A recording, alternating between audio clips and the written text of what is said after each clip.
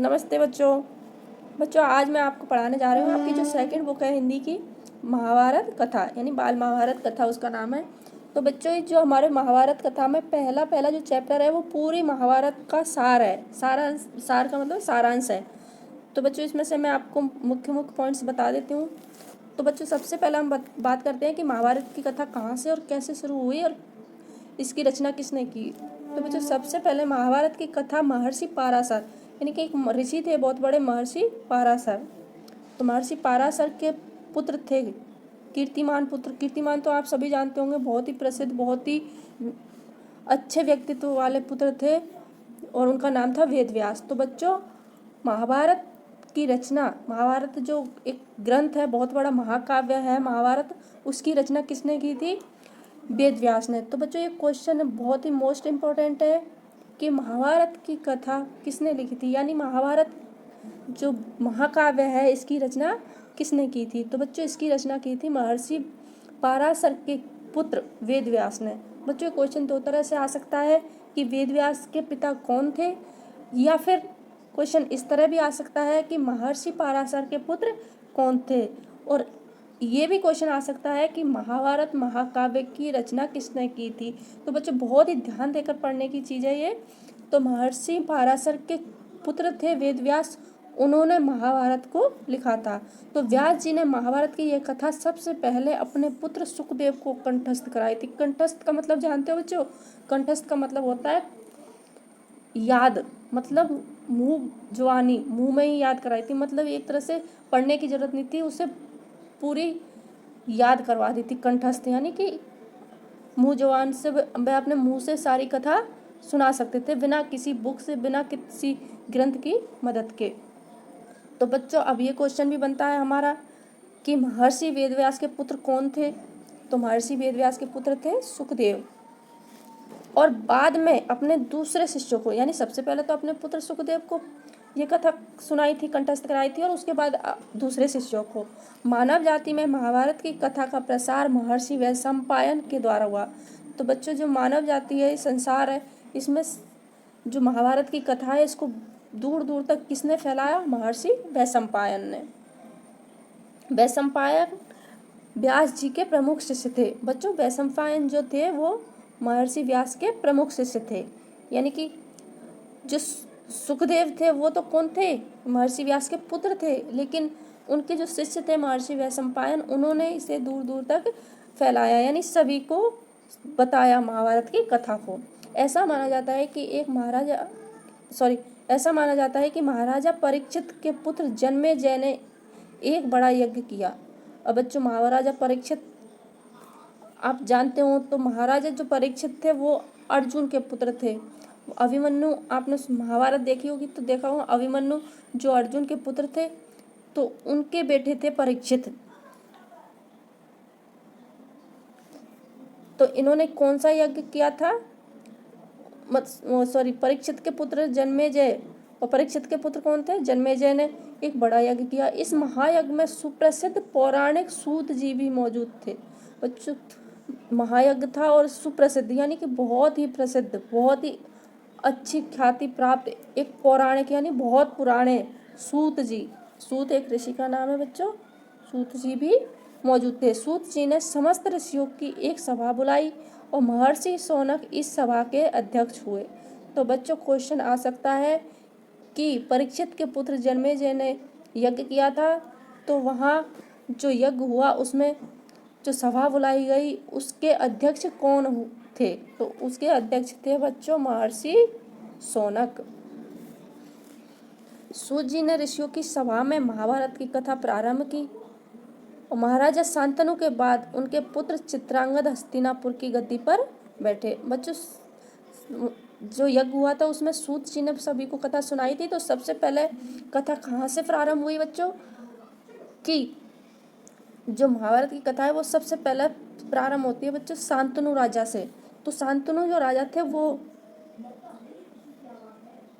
उनके पुत्र चित्रांगद हस्तिनापुर की गद्दी पर बैठे, तो हस्तिनापुर से यह कथा शुरू होती है। तो शांतनु के पुत्र कौन थे? चित्रांगद। तो बच्चों ये याद रखने की है कि महाराजा शांतनु के पुत्र कौन थे? चित्रांगद। और या ऐसे भी आ सकता है कि चित्रांगद के पिता कौन थे? महाराजा शांतनु। तो महाराजा शांतनु के बाद कौन हस्तिनापुर की गद्दी पर बैठे? महाराजा चित्रांगद। ठीक है बच्चों। तो और ये भी आ सकता है कि महाराजा शांतनु कहाँ के राजा थे? तो हस्तिनापुर के। तो उनकी अकाल मृत्यु हो जाने पर उनके भाई विचित्रवीर्य राजा हुए। बच्चों अकाल मृत्यु जानते हैं? अकाल मृत्यु का मतलब है बिना किसी काल के, यानी बिना किसी वजह के मृत्यु हो जाना, अचानक मृत्यु हो जाना, अचानक से किसी की जान चले जाना, उसको बोलते हैं बच्चों अकाल मृत्यु। तो उनकी अकाल मृत्यु हो जाने के पर उनके भाई विचित्रवीर्य राजा हुए। उनके 2 पुत्र हुए। तो बच्चों किसकी मृत्यु हो जाने पर? चित्रांगद, जो राजा चित्रांगद थे उनकी मृत्यु हो जाने पर उनके भाई जो थे वो कौन थे? विचित्रवीर्य थे, वो राजा हुए। उनके 2 पुत्र हुए। अब बच्चों विचित्रवीर्य के 2 पुत्र थे, धृतराष्ट्र और पांडु। विचित्रवीर्य राजा थे, उनके 2 पुत्र थे, धृतराष्ट्र और पांडु। तो बच्चों ये भी याद करने लायक क्वेश्चन है कि विचित्रवीर्य के कितने पुत्र थे? 2। और उनका नाम क्या था? धृतराष्ट्र और पांडु। बड़े बेटे धृतराष्ट्र जन्म से ही अंधे थे। जो उनके बड़े बेटे थे धृतराष्ट्र, वो जन्म से अंधे थे, इसलिए उस समय की नीति के अनुसार पांडु को गद्दी पर बैठाया गया। नीति का मतलब जानते हो बच्चों? नियम। यानी अब वो अंधे थे तो राजकाज नहीं संभाल सकते थे, इसलिए उनकी जगह पर किसको गद्दी पर बैठाया? पांडु को। वो छोटे थे लेकिन उनको ही गद्दी पर बैठाया। बच्चों पहले ऐसा होता था कि जो महाराज होते हैं उनके बड़े बेटे को गद्दी मिलती थी, लेकिन यहाँ पर जो बड़े बेटे थे धृतराष्ट्र वो अंधे थे, तो इस वजह से पांडु जो छोटे बेटे थे उनको गद्दी मिली। पांडु ने कई वर्षों तक राज्य किया।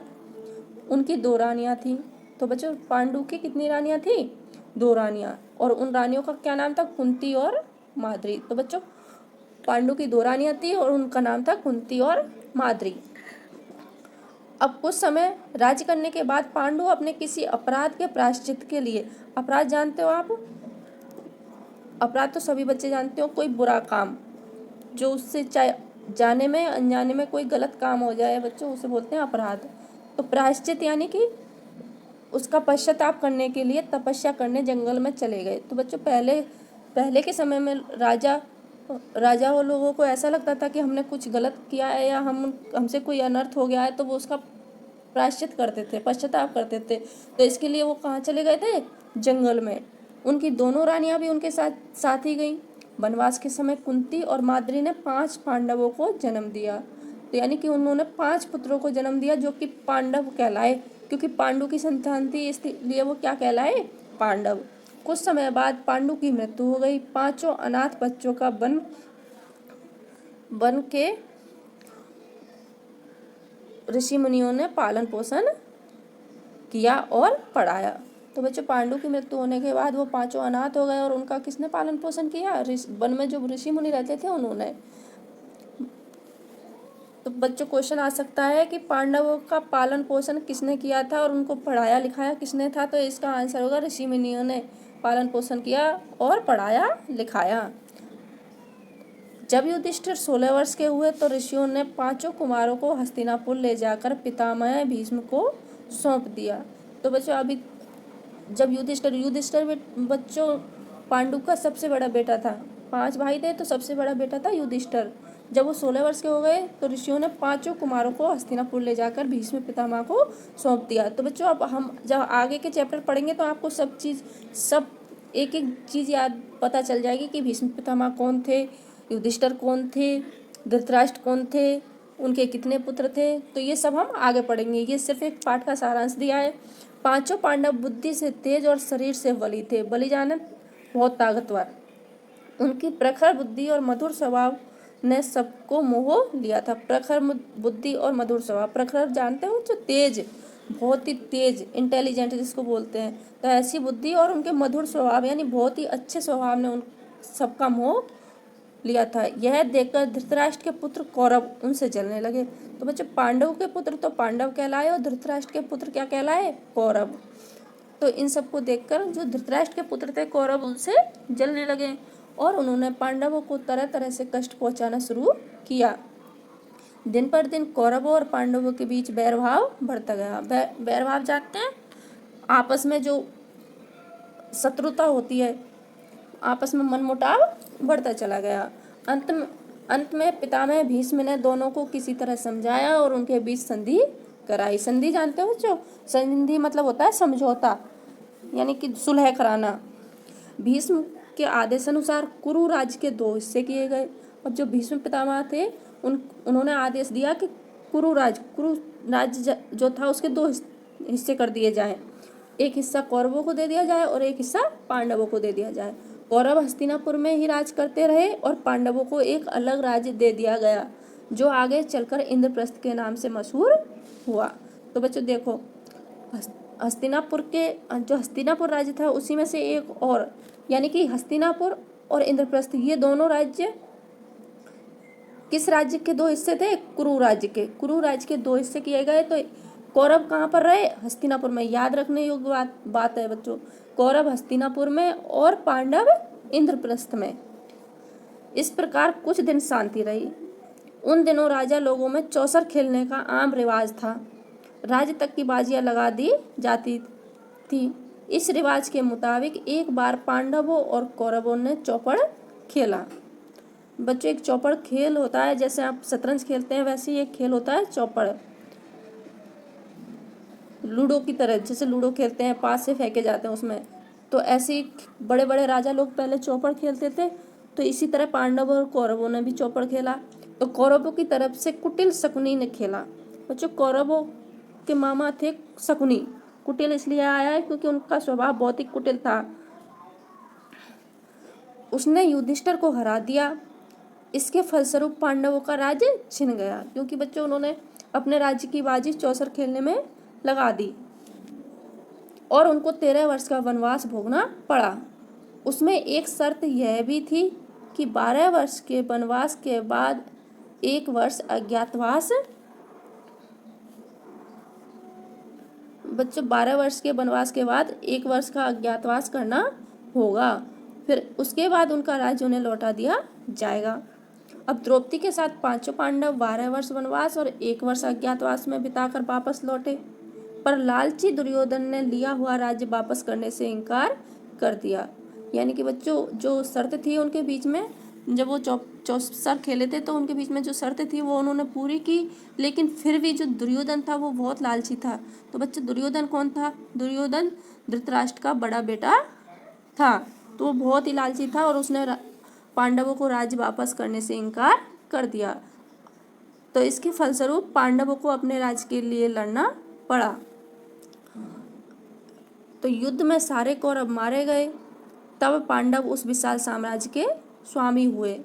इसके बाद 36 वर्ष तक पांडवों ने राज्य किया और फिर अपने पोते परीक्षित को राज्य देकर द्रौपदी के साथ तपस्या करने हिमालय चले गए। तो बच्चों संक्षेप में यही महाभारत की कथा है। अब हम इस कथा को विस्तार से अब आगे के चैप्टर्स में पढ़ेंगे बच्चों। तो बच्चों आपको हमारा वीडियो कैसा लगा? अगर अच्छा लगा हो तो प्लीज़ हमारे वीडियो को लाइक करें और सब्सक्राइब करें, जिससे कि हम आपको आगे के वीडियो बहुत ही अच्छी तरह से समझा सकें। और बच्चों हमें पता होगा शायद आपको